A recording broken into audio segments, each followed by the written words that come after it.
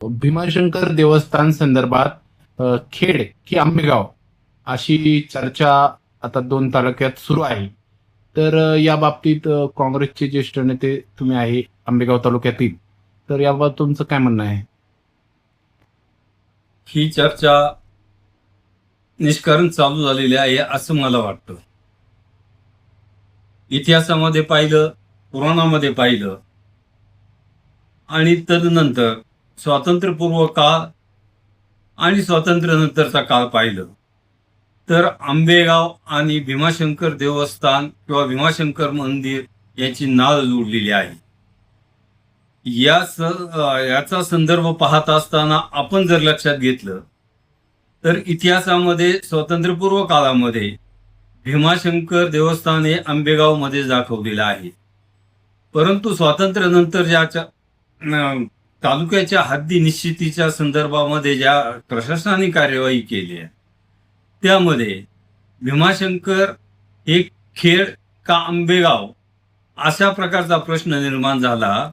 त्यावेळेस प्रशासनाने दोन्ही तालुक्यातील जनतेला विश्वासात घेऊन ती हद्द भीमाशंकर मंदिराच्या जवळपास निश्चित केली की जेणेकरून दोन्ही तालुक्यातील जनता या प्रस्तावाला मान्यता देतील आणि मान्य करतील.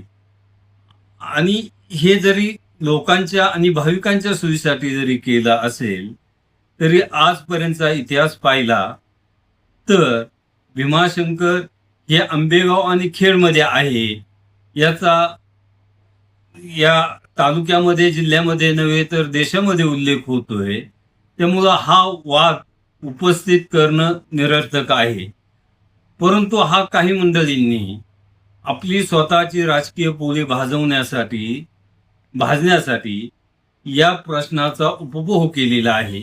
शिखर परिषदेमध्ये परवा चर्चा झाली, विकास आराखड्याच्या संदर्भामध्ये चर्चा झाली. त्या ठिकाणी दोन्ही तालुक्याचे लोकप्रतिनिधी होते आणि त्या विकास आराखड्यामध्ये जुन्नर, खेड आणि आंबेगाव ह्या नावावरती सहमती झाली. त्यामुळं तो प्रश्न उकरून काढून लोकांच्या भाविकांच्या भावना भडकवण्याचं काम या निमित्ताने होतंय आणि हे पूर्णपणे निषेधार्थ आहे. या संदर्भात राज्याचे माजी गृहमंत्री तसेच माननीय नामदार दिलीपरावजी वळसे पाटील यांच्या भूमिका तुम्हाला योग्य वाटते का? हो, नामदार वळसे पाटलांनी जी भूमिका घेतली, समन्वयाची भूमिका घेतली, आमदार बाबाजी काळे यांनी जी समन्वयाची भूमिका घेतली ती निश्चितच दोन्ही तालुक्याच्या दृष्टीनं योग्य अशी आहे.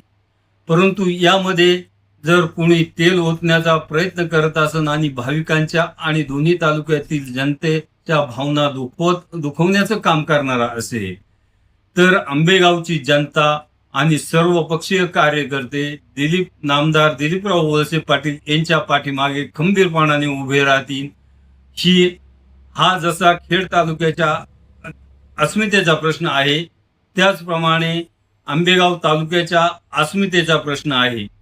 आज जर वर्तमान स्थितीमध्ये पाहिलं तर प्रचलित हेच आहे की भीमाशंकर देवस्थान हे आंबेगावमध्येच आहे. परंतु याबाबत कुठलाही शासनाने जर निर्णय घेतला, कोणाच्याही दडपणाला पडून शासनाने निर्णय जर घेतला तर आंबेगाव तालुक्यातील जनतेचा आणि भाविकांचा नक्की उद्रेक झाल्याशिवाय राहणार नाही आणि याची जबाबदारी प्रशासनावरती असेल.